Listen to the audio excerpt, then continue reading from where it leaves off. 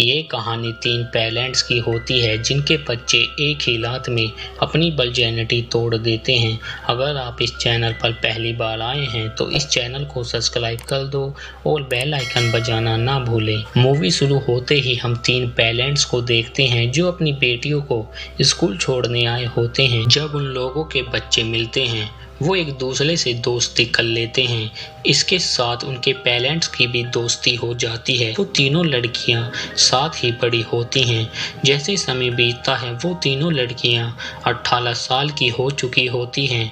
जूली अपनी मोम लीसा के साथ घर के कामों में मदद करती है, लेकिन हमें पता चलता है उस रात जूली अपने दोस्तों के साथ प्रोम नाइट में जाने वाली होती है, क्योंकि उन लोगों का स्कूल खत्म हो चुका होता है और वो अपने दोस्तों से मिलती है जिनका नाम केला और सैम होता है। जब वो स्कूल में होते हैं जूली अपने बॉयफ्रेंड के साथ होती है जिसका नाम अस्टीन होता है और जूली अपने दोस्तों को बताती है वो प्रोम नाइट में अस्टीन के साथ सेक्स करने वाली है, क्योंकि वो अपनी प्रोम नाइट को खास बनाना चाहती है।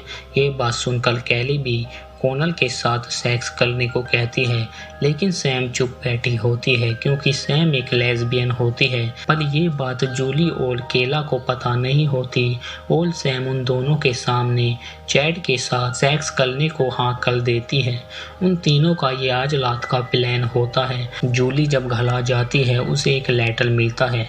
उसने कॉलेज में एडमिशन के लिए अप्लाई किया होता है, लेकिन वो उस लेटर को अपनी मोम से छुपा देती है। उस दिन जूली की मोम ने अपने घर पर पार्टी दी होती है। वहाँ पर उसके दोस्त भी आते हैं और उसके दोस्त के पेरेंट्स भी होते हैं, लेकिन हमें पता चलता है हैंडल का अपनी वाइफ के साथ डिवोर्स हो चुका होता है और वो अपनी बेटी सैम से कम ही मिलता है।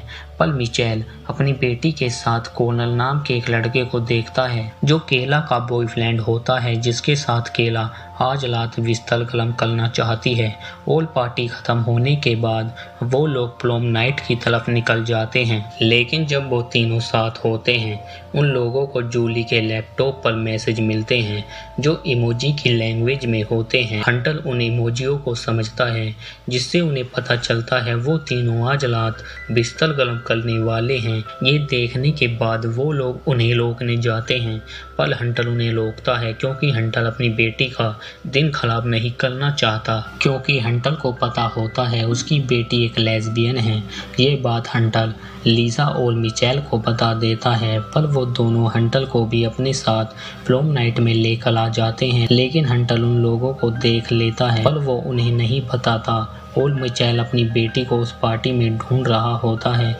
लेकिन हंटर अपनी बेटी सैम को चैड के साथ किस करते हुए देख लेता है, जिससे वो ये समझ जाता है वो आज रात बिस्तर कलम करना चाहते हैं। ये देखकर वो अपनी बेटी के पास जाता है, पर वो एक डांसर से टकरा जाता है और सैम वहाँ से चली जाती है।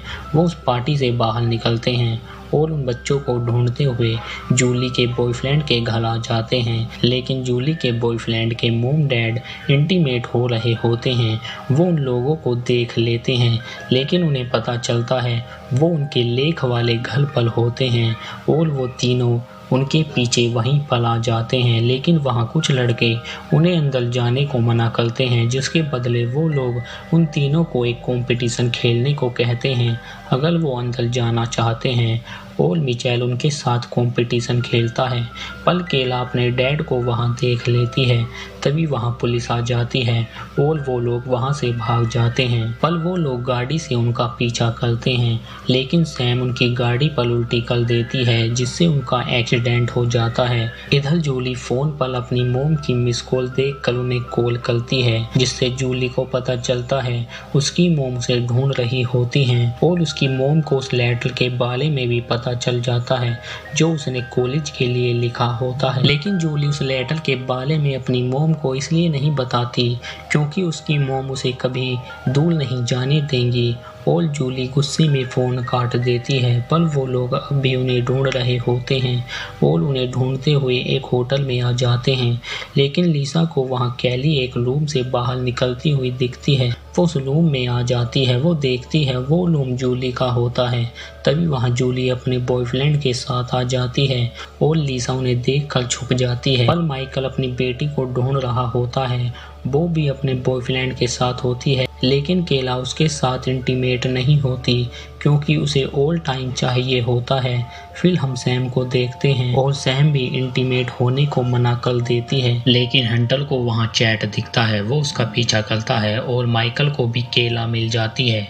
वो कॉर्नर को मारता है, पर केला अपने डैड को सब कुछ सच बता देती है। उन दोनों के बीच कुछ नहीं हुआ है और सैम भी अपने डैड को सब कुछ बता देती है। लेकिन लिसा अब भी जूली के रूम में होती है। वो देखती है जूली अपने बॉयफ्रेंड के साथ खुश होती है। ये देखकर जूली उन्हें अकेला छोड़कर रूम से बाहर आ जाती है।